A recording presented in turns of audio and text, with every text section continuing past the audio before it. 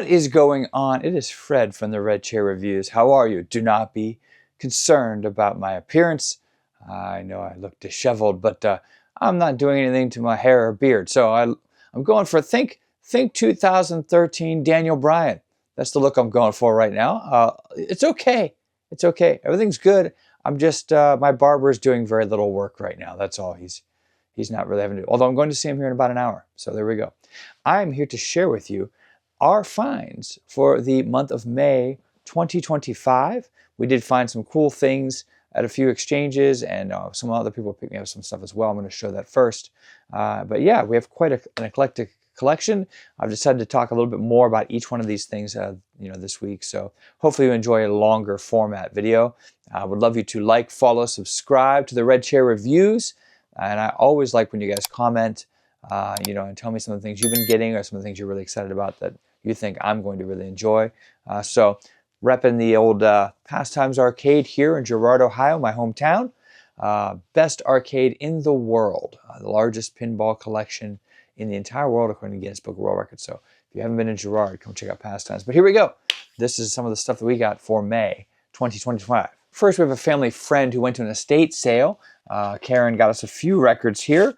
Got us some Paul Anka. This is older stuff, obviously. Some golden oldies. We've got some Dion here, which is pretty cool. And all these are in pretty decent shape, actually, for as old as they are. Connie Francis, Dean Martin.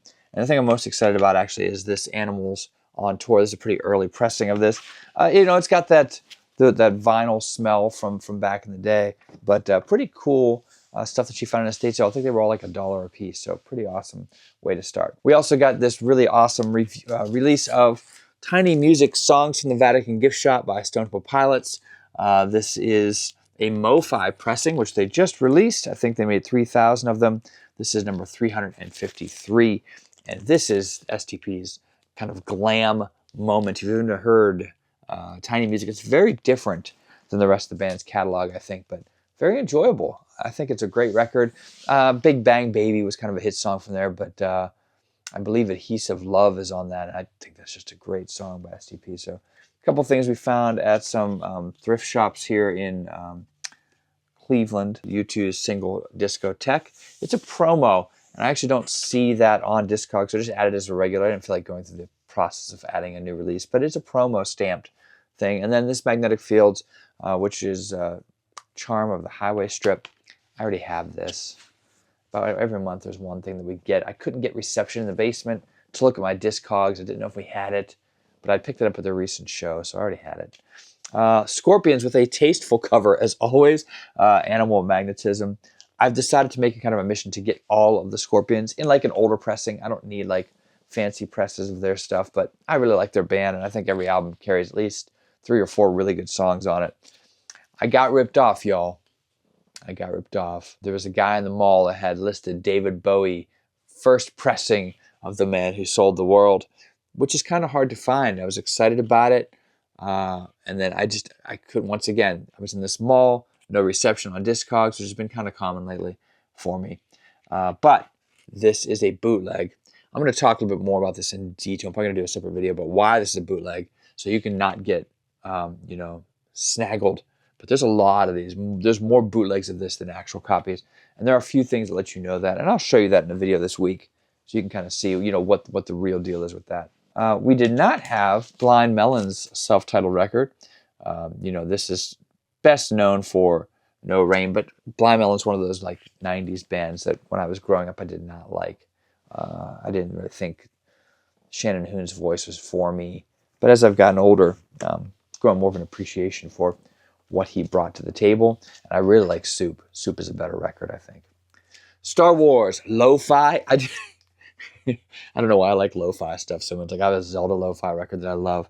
And I think I'll probably feel the same way about this. This is music from episodes 1 through 3. So no matter what you say about episodes 1 through 3, the music's still good, right? I mean, you can't deny that. So I kind of want to hear lo-fi versions of that. You're going to see a pretty common theme here. This is not the first slow dive record you're going to see. This is their 2017 self-titled, which is my favorite of the records I've heard so far, but I really have been on a bit of a slow dive kick. They just repressed everything, and so I saw their records, and you'll see that I got them all. Green Day has released Saviors in a deluxe edition. We got a couple versions of this. This has 7 tracks that have not been released. A couple are acoustic versions. Susie Chapstick and Father to a Son, which I think Father to a Son is a pretty good song. I really like this Green Day record. If you've not given it a chance yet, you should do so. It's a lot better than Father of All, which was probably their worst release ever, the one before this. Saviors is pretty good. I think kind of a return to form. As I mentioned before, I don't need to go through each of these individually, but here are the rest of the slow dives that were there. I think I'm missing one more, which is their most recent one. I can't remember the name of it. It's got kind of like an Aztec-looking cover. But yeah, so I'm excited to dig into these. I've kind of been digging on them quite a bit. Speaking of grabbing some originals when we saw them, I posted a picture about this on my Instagram when I first got them. We got 3 Lenny Kravitz pressings from quite a while ago. When were these from? 2018, 2017? Yeah, they're all pressings that were kind of still sealed, but they were doing that thing where, like, when you have a sealed record, it was like collapsing on the side. It was really squished looking at the top and bottom. So I opened them all because I don't want to keep something sealed if it's damaging the vinyl. Like, why not open it? And now it encourages you to.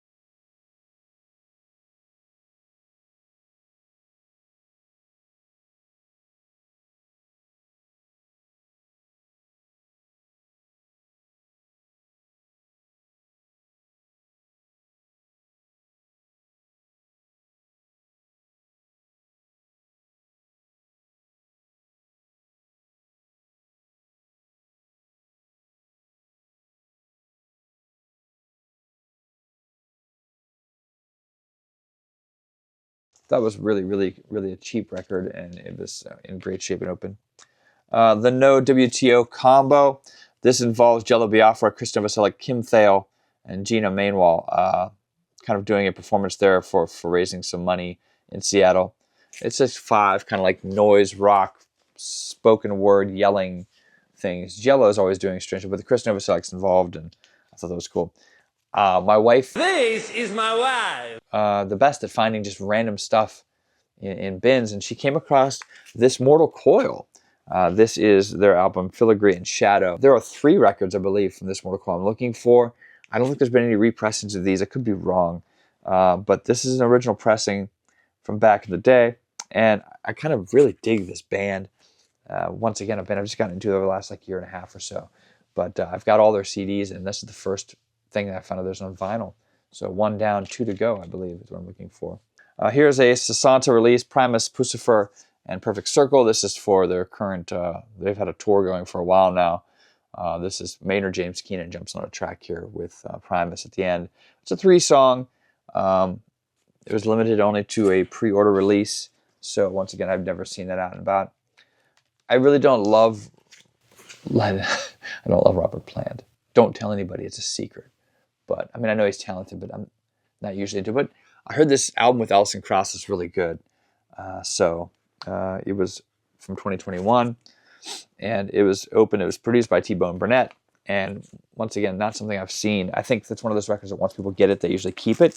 So it's supposed to be really good. I know it was nominated for a bunch of Grammys. So added another Rush to our collection.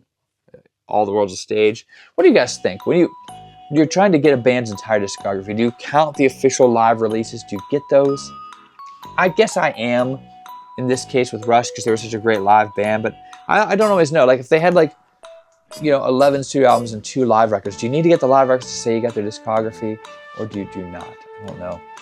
That's up to you. Meet the Ruddles. This is a cool parody piece.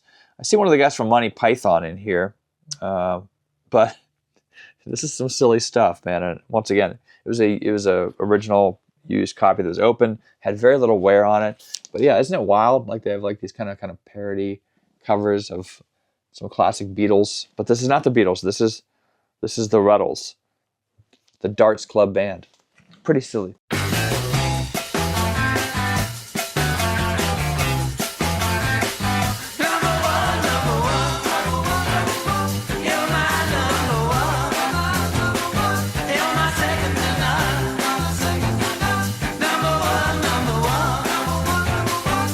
If you see like low quality metal covers printed on paper for cheap, you get them.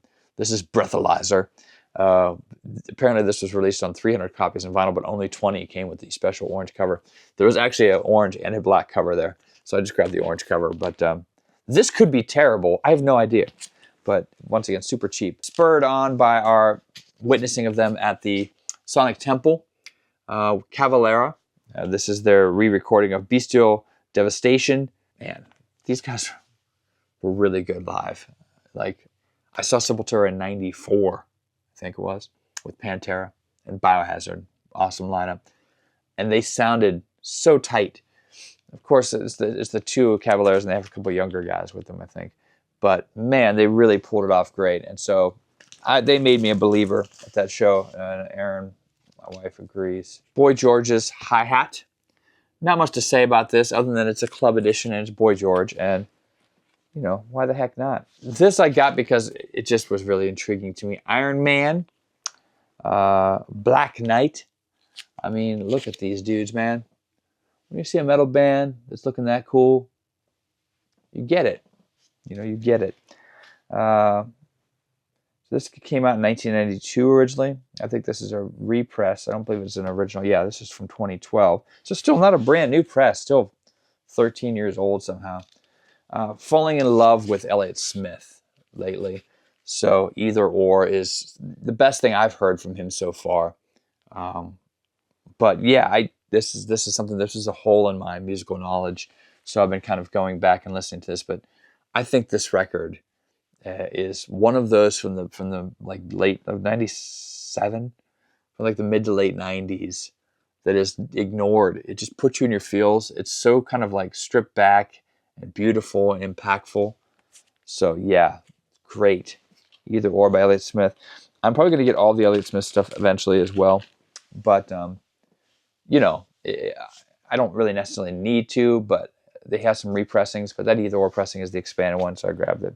I'm really digging Old Ministry right now because we saw them at Sonic Temple playing from the Squirrely years. I'm going to have to pick that up. I don't have the Squirrely years on vinyl yet, but I will. This is Work for Love. It's an original single. It's got the promo cut on it, but it does have a promo stamp on the back.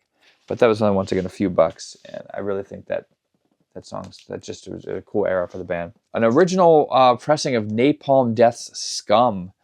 Napalm Death is a band that I enjoy, but only in small doses. I can't listen to like 3 Napalm Death records in a row. I think that's a sign of insanity, but the hair and beard also might be, I'm not sure. But this is the orange cover, and I've seen this a few times at that same store, and I finally pulled the trigger on it because I'm just like, someone's going to pick that up. And it's in such great shape. I think that's also 1987, I believe. An album I'm really digging on this year that came out this year is this release. The album is called Rose Thorn Necklace by the band Ghost Bath.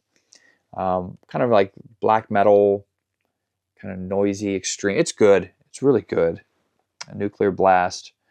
It's got enough melody in it and change of pace where it never gets boring. It's always engaging. And I just think the songs are really well put together and interesting. Very, very aggressive. But if you've not heard this Ghost Bath record yet and you like metal, you're missing out.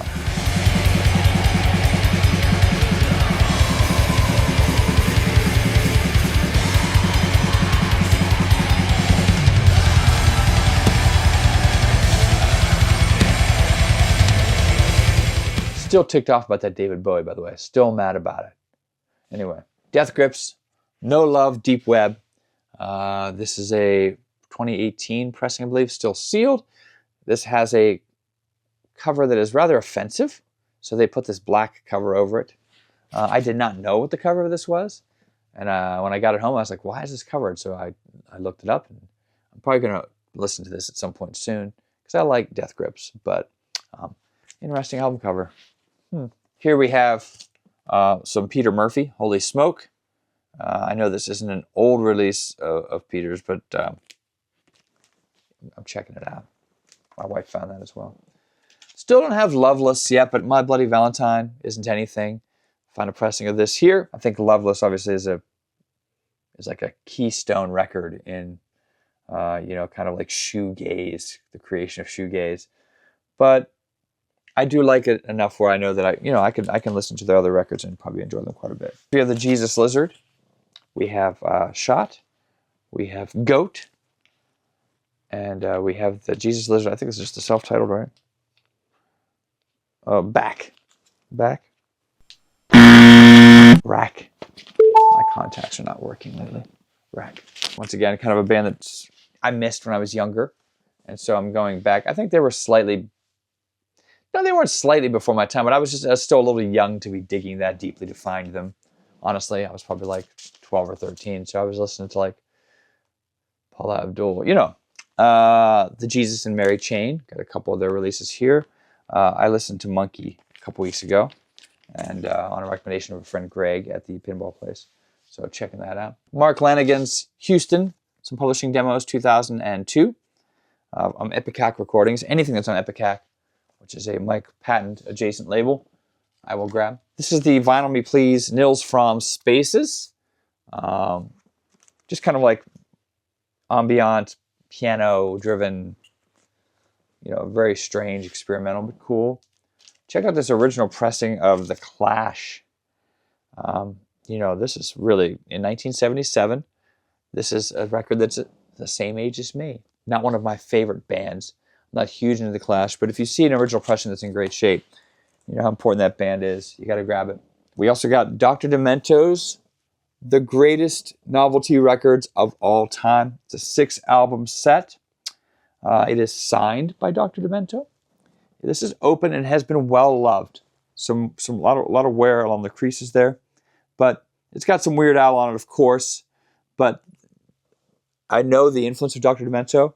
I've never really dug way into his stuff, but man, he was just doing something no one else was doing, and I don't know if anyone's ever done it since. Some pretty cool stuff here. A repressing of Mad Seasons Above. I do have an original pressing of this record. It was one of the first records I ever owned from that era, and I got it years and years ago, and it was in a stock drawer. I might have told that story before. But either way, this is a kind of like a black and white LP. It says it's limited to 950. When we bought it, it said it was limited to 700, but then they increased it to 950 very quickly. There's a velvety cover of this that's like black, and you can rub it, and I think you can like change it like with your hands. It was like 250 copies of it, I think. It sold out before I saw it. And it's upsetting because they're already on eBay for like, I don't know, $600. I don't need it that badly, honestly. I wish I had it, but I'm not going to spend $600, $500 on a record that I already have an original pressing, a deluxe pressing, and now this black and white pressing, which is also pretty hard to find. I don't need to do that. I get a couple of the Deer Hunter records, Act 2. These guys are really, their music is very complex and cool. This is a Wax Bodega release that I snagged from Newberry Comics, who does some pretty cool pressings from time to time. Got the Charlie XX #1 Angel Record Store Day release that I missed before. My local record store got it. My boy Jeff at the Record Connection. Oh, this is Deer Hunter Act 3. Apologize. I didn't get one because it was like $80, and I didn't need it that badly. We have a signed copy of Samantha Fish's record here. This is Paper Doll. Samantha is extremely talented and is. I should have gotten her first record signed and very limited when it first came out because I was like, this girl's going to go somewhere. She's just got great talent, man. She's extremely great player and singer. A lot of great energy. We are winding down. I know this is a long video, but I wanted to take some time this time with some of these things. This was one of the few Elton John records we did not have. Going back to my question about live pressings, this is the Red Piano from 2006. Is that right? 2008. Sorry, I was wrong. I saw it in 2006. He had a stay at one of the casinos there on the Strip for quite a while. He was playing opposite nights with Celine Dion, who he called her the singing Q-tip every night, I believe. He was still in his kind of diva phase then. But I did see this show. My wife and I did. And it was really, really good. I got to see Elton John, I think 6 or 7 times in his career. And this was one of the ones we did not have this record. And it can go 150, 200 bucks. I think we found this one for like 70, and it's in really good shape. And yeah, it was just a great show. It's one of my favorite shows I saw with him because it was just like such a cool atmosphere. It was a small venue. I think it held like 3,000 people, maybe less than that. It was just a really cool experience that I won't ever forget. We have Tom York here with Mark Pritchard. This is Tall Tales. I bought this on CD and on vinyl before I heard it. I pre-ordered it. It's really weird. I don't know if I like it. I'm going to give it a listen on vinyl to see if it hits me differently. But and then the last two are kind of big ones for us. I've been looking for a pressing of Blonde by Frank Ocean. I don't really dig a lot of Frank Ocean stuff, but I like this record quite a bit. And if you know anything about Blonde, you know he like releases it randomly, and then it goes away, and then it shoots up to like 200 some bucks, and then it comes back again. So this was on his, I think it's blonded.co. It's like one of his websites. This is an official pressing, but he's doing a pressing like every few months. He'll release some, and then he'll like pull them back and like add to the scarcity of it, and then bring it back again. So I did snag one, and I think that's just a great record, man. Such a cool vibe for that. And last but not least, this is a box set that we found. You know, you may know that Black Sabbath released a box set called the 10-Year War, I believe it was, something like that. It's got like a bunch of multicolored kind of vinyl pressings on there, but it's, you know, it supposedly sounds terrible. So I didn't want to get that because, I mean, it's like $1,000, and I'm not going to spend that on a terrible sounding press. But we did find one that I did not know existed, and that is this Rhino Records box set here. It's called Black Sabbath, the Vinyl Collection, 1970 through 1978. And this is those albums with Ozzy, and they're on black vinyl, and the labels are just really like old school looking. This is in really, really good shape. Once again, this exchange had like a bunch of crazy like metal bands. This is not a crazy metal band. Black Sabbath is obviously well known, but there was just some like by some labels that were unknown. They had a bunch of stuff. Someone had like, I don't know, someone passed away and his family sold his collection to them, not knowing what it was. But there was just a lot of like early metal and rock, and these like really limited box sets for labels that were really underground then. That we found that, and I was like, it was $300, which is a lot of money. But, you know, to get all of those pressings on remastered black vinyl, I think that came out in 2018, 2017, 2018. No, 2019. Yeah, it came out in 2019. I didn't know Rhino had done that box set. So I think there's maybe 3,000 copies of it. And I got that because I don't need to spend that extra cash on the bad sounding one that people are talking about. Now, you may tell me below, maybe you have that 10-Year War and it doesn't sound as bad as people say it did. I don't know. But to me, it says a lot of red flags when I hear the same thing from a bunch of different people. So maybe you know you've listened to anything that sounds great, and you can tell me below if I'm missing the mark on that, and maybe I'll look into getting it eventually.